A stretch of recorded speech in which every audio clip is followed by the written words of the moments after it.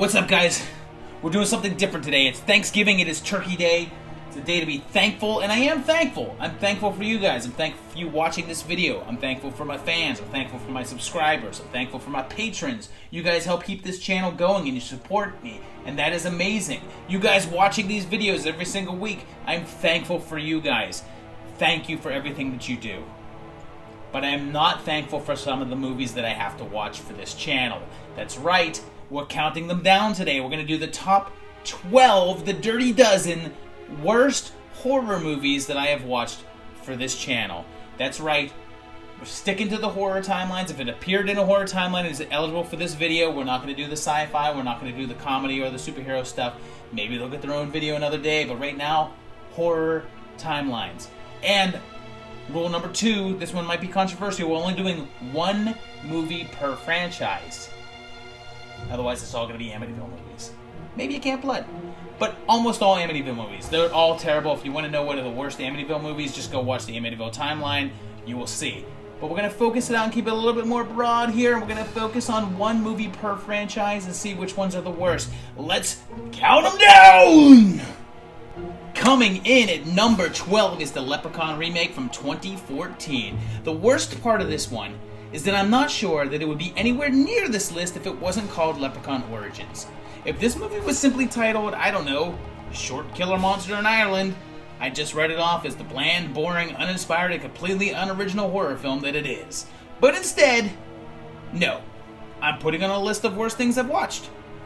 It bills itself as an origin story. I mean, the word origin is right there in the title. Yet features no link to the existing series at all. You can't really call it a remake since there's no hints whatsoever of the remnants of the original.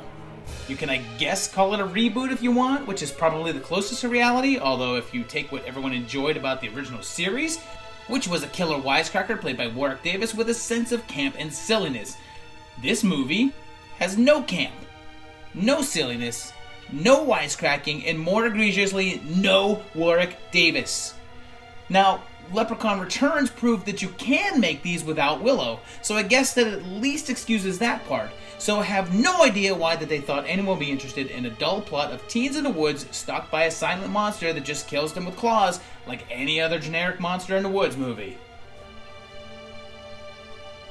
They even went through the effort of having a known star, well, a wrestling star, a known wrestler play the Leprechaun, and yet it could have literally been any little person. It did not matter. Why would you give the wrestler top billing as the Leprechaun and not give him a single line of dialogue or any sort of screen time? He's just a guy in a suit. Number 11 is the third part of the Three Mothers trilogy, Mother of Tears. As a sequel to the astoundingly beautiful Suspiria, expectations were obviously pretty high. I mean, the ball had already kind of been dropped with Inferno, although that one still had some of the charm and flair of the original, but Mother of Tears doesn't have a single drop of visual style. It's kind of like Argento just set up a camera, threw some lights on a scene, and said, "Go!" That's my Dario Argento impression. And I know the Suspiria doesn't really have a plot. It's just a series of meandering scenes until the climax of the film, but it is so striking and thought out that the story doesn't matter. So it's doubly a shame when Mother of Tears just walks up with an even more nonsense storyline and no visuals to make up for it. The performances are flat, even from some notably good actors, and the special effects are kinda laughable. I had no patience with this one, and I had to watch it over the course of about 3 nights because, to be honest, it just bored and frustrated me. At number 10, we've got The Curse of the Fly from 1965. This one is particularly maddening because it's frankly not that bad of a movie. Sure, it's dull and kind of flat, and not much happens, and what does happen doesn't really make a lot of sense, but it's not unwatchable or rage-inducing. What lands at a spot on this list is it's a sequel to The Fly, and called Curse of the Fly, and doesn't feature a single freaking fly. It's a continuation of the first one, maybe, but possibly the second one. It mixes up the mythology of both films and throws continuity out the window to establish a heritage of people involved in the telepod experiment and focuses on that instead. There are some experimenting mistakes, but none of them resemble a fly at all. Besides that, the movie's kind of boring. It revolves on this whole B-plot of a guy who marries a woman he found half naked on the side of the road, and I know that sounds interesting, but believe me when I tell you, it's not. Kind of nothing about this movie really is. Speaking of unrealized expectations, number 9 is Tomie versus Tomie. Did I get that right? You guys really tore me apart about that on that video. Tomie.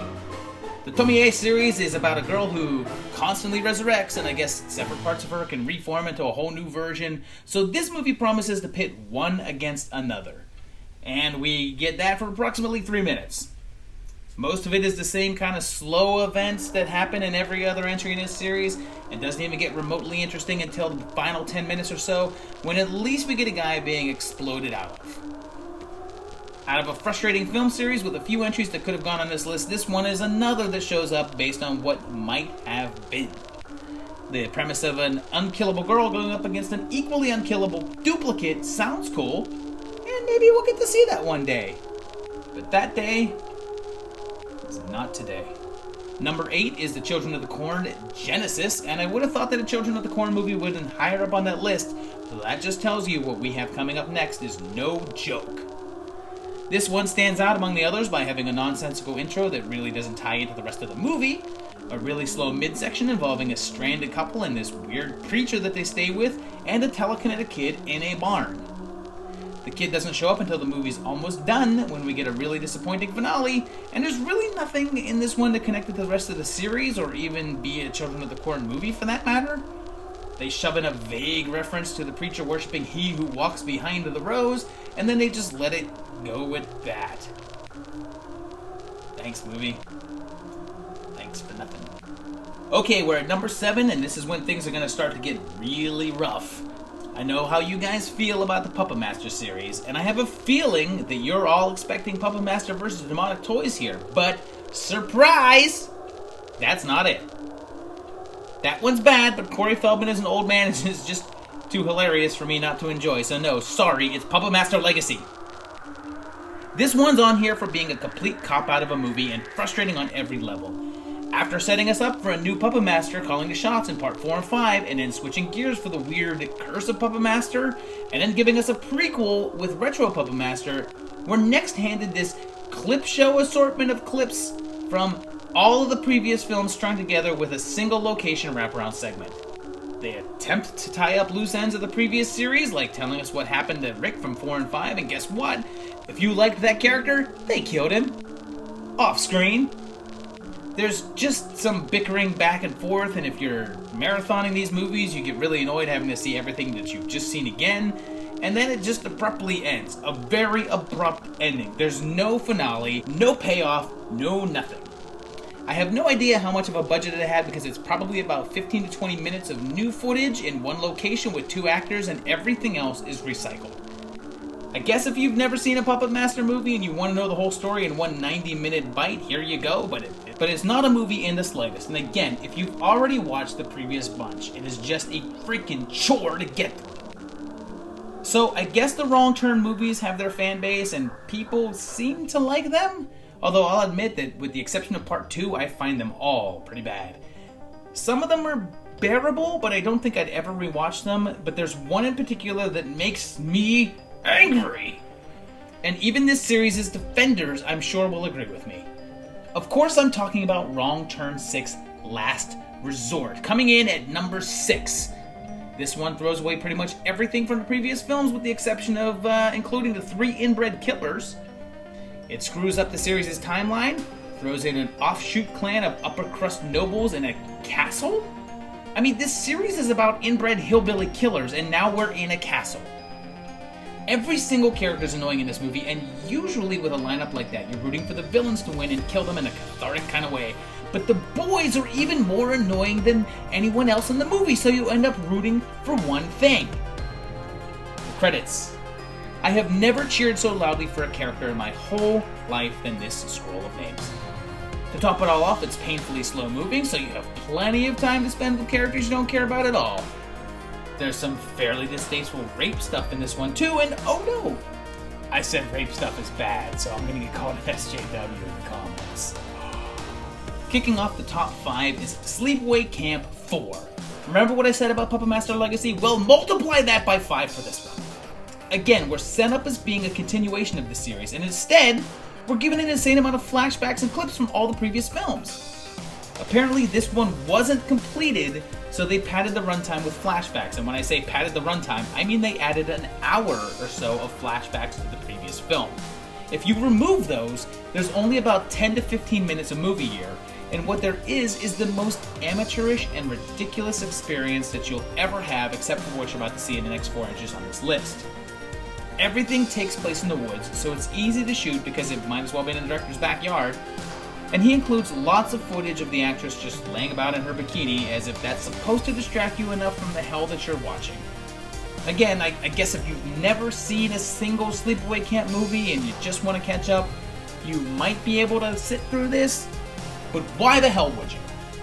It never answers whether our main character is Angela or not, and it seems like she might be a victim at the ending, but I guess she's a killer, and I really don't care, and if you do, we are no longer friends. Movie number 4 was a rough one, and if you watch my Romero spin-off video, you'll know that I didn't finish this one at the time. I couldn't make it through. I've since tortured myself and went back and watched it, and I was right the first time. This one may be more a movie than some of the other entries on this list, but it earns this high-ranking spot for its audacity. You see, somehow, the filmmakers got the rights to both Day of the Dead and Creepshow and made unofficial sequels to both. And although Creepshow 3 was bad, it at least had some of the flair of the originals and just felt like a rock-bottom version. This one, however, has nothing to do with Day of the Dead at all. There's weird fairy lights in a mental hospital to kick off an outbreak that has nothing to do with Romero's series. Shots are out of focus all the time. The acting is atrocious. The zombie makeup is laughable. And look, she's biting his arm and grabbing his neck, and he starts bleeding from his mouth. Why? It's okay though, because it's gone in the next shot. And then look at this thing. It's supposed to be a zombie, and it bites this guy. And he spits out blood too. Everyone just spits out blood no matter where the injury is. This one's on here because not only is it unwatchable on its own, but it's also a slap in the face to George Romero. Just putting this out as Contagium would mean that no one would watch it. Call it Day of the Dead 2 Contagium, and people are tricked into watching something that they normally wouldn't, as they didn't have the talent to draw viewers in with the things that viewers would normally be attracted to, which would be, anything this movie doesn't have. Okay, top 3 time. Number 3 is a part of the Paranormal Activity series. No, wait, it is a part of the knockoff Paranormal Entity series, actually. A low-budget cash-in series that has nothing to do with the series it's based on, except enough similarities to confuse the casual viewers. This one is part 3 and is either called Paranormal Entity 3, The Exorcist Tapes, or Anneliese, The Exorcist Tapes, and sucks under either name. I'm going to assume that this was shot for about $300. It's all in one house, uses about 5 actors. I can't believe I used that word. I would like to apologize to all actors. And if you were in this movie and happened to catch this, which I kind of doubt, but if you do, I'm really sorry. I'm not trying to be mean or anything, and I'm not saying that you should give up on acting, but maybe take some more lessons. Or a lesson. It's supposed to take place back in the 1970s and is shot found footage style, and kids, ask your parents, or possibly grandparents, and ask them how easy it was to film someone around-the-clock surveillance back then, and they will tell you. They'll probably also go into a rant about how lucky and spoiled kids today are with all this technology and privilege, so just say, okay, Grandpa, how much were your student loans? The footage is supposed to be filmed, so I guess they mounted 16 or 35mm cameras up on walls with massive film canisters to capture all the footage, and is suspiciously widescreen and pretty high def. Maybe I'm taking this whole part too seriously, but it just shows how little thought and effort went into this. They just said we're basing this on a sort of true story from 1976, so we're set then, and then made no concessions on how a found footage feature from back then would be realized, and that's pretty indicative of the overall laziness of this entire film. People just kind of talk about not much at all, and then they're spliced with footage of a girl in cheap makeup tied to a bed. Everything is shot in these really wide angles because they're trying to convey a mounted camera, which makes every scene flat and boring, and I found myself distracted every 30 seconds. I had to stop the film and go back several times because I just stopped paying attention and got worried that I missed important information, so I went back to see if I did. And guess what? I didn't! So, my Amityville video has gone down in infamy on my channel for being the lineup of worst things I've seen, and it's a pretty strong battle for which one is the worst. But ultimately, one stood out among the rest, and that makes number 2, Amityville Vanishing. I think I blocked this one out of my mind because I couldn't even remember what it was even about, so I had to go back and re-watch it, or at least skim it. Everything about this movie screams my backyard. How Lloyd Kaufman got wrapped in this one, I will never know. The acting is beyond amateur. No one in this film is an actor. I'm assuming they're just people the director knew that he conned into standing in front of the camera and saying lines. It's so poorly shot, you could call it Ronald Reagan. Everything is flat, and they apparently only had a spotlight because everything indoors is lit with this huge frontal blast of brightness. There's an unusual amount of musical moments in this movie in order to pad the runtime, and 90% of the time, you're mixed between wondering what the hell you're even watching, and then wondering why you're continuing to watch. There's some unfortunate nudity and attempts to be sexy, and what the hell? I'm just gonna make you watch this. Here's this seduction scene, exactly as shown in the film. Enjoy! Upon the pillow you said, why must we be apart? I'm wondering it's wrong, because I know it's right. I guess if we were spheres of light, perhaps you could collide with me. But then it will never be my love tonight. Guess I'm holding out. Okay, let's review. Armpit hair, ill-fitting lingerie, one take with no shot variation, one shot that's not even framed properly, huge spotlight lighting the scene, man in hat literally blocking the shot. Had enough yet? Well, that was about 3 minutes. This movie is 1.5 hours of that level of incompetence. There's not a single hint of the possibility of talent in this film. It's an attempt to cover up a level of hackiness with what you're going to pass off as art, but it's not. It's just crap. And here we go. Number 1. The absolute worst thing that I've not only watched for this channel, but possibly the worst thing I've ever watched is Camp Blood 5. I'm having a hard time writing the script for this because it just makes me so angry. I went back and rewatched some of the movies in this list, mainly because I couldn't remember some of them because it's been so long since I watched them, but there's no way that this one would ever play in my household again. I'm even annoyed that I have to include clips of it in the video and have them playing. I halfway considered just putting up a picture of the cover art and having me talk over top of it, but I figured that would be too boring. Speaking of too boring, let's talk about this thing that passes as a movie. Movies have plots, and storylines, and characters, and well, anything happening at all. I can sum this movie up in 5 seconds. 3 women go in the woods and face a clown killer, get killed, and the final girls kill him and go crazy. I know that could sum up plenty of movies, but those movies have dialogue and development and things that normally pad out a runtime. This one has that 5-second summary happen in the last 10 minutes of the movie. What happens for the rest of the time, that you might ask? Well, that's a good question, and the answer is nothing! There's footage of our main character, a girl who was in the last one and survived in a cliffhanger ending, an ending that's barely mentioned in this one, and it just says, oh, she survived. It's a few months later. Let's watch her shop. She walks around town, shops in the store, watches TV, watches a lot of TV. Part of this movie is just the things that she's watching on television so that they can use clips of other things that they shot so that they wouldn't have to make anything new for this one. I think a couple of things were things that they didn't shoot so that they wouldn't have to bother. They would just put somebody else's stuff in there. My blood is boiling here. I need to check my blood pressure.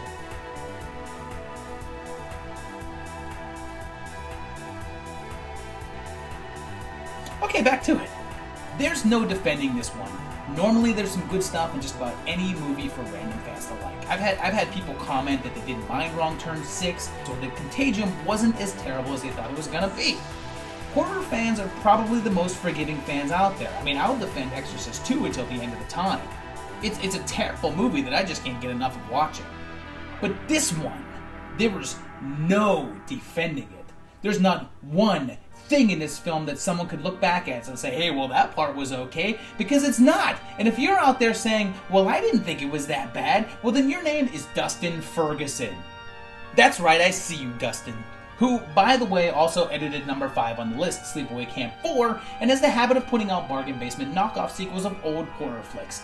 He has 62 directing credits on IMDb, and a majority of them are over the last 5 years, which averages out to about 12 movies per year. So look, dude, stop.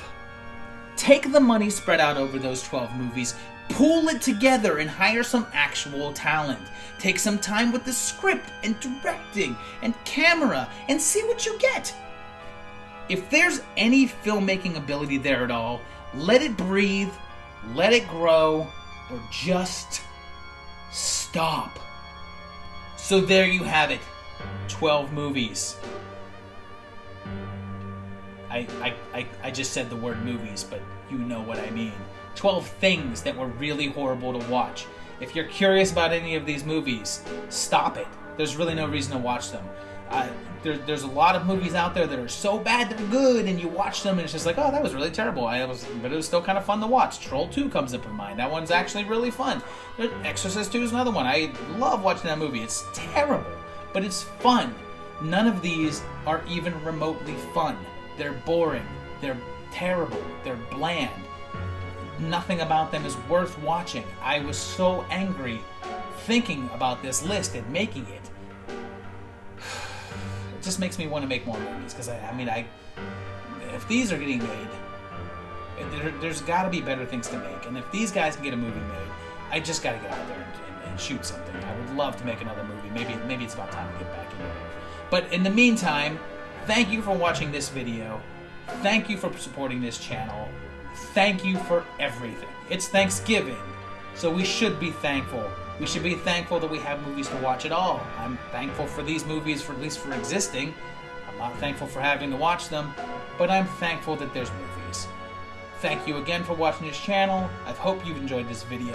I hope to see you again shortly for another great video. Thank you.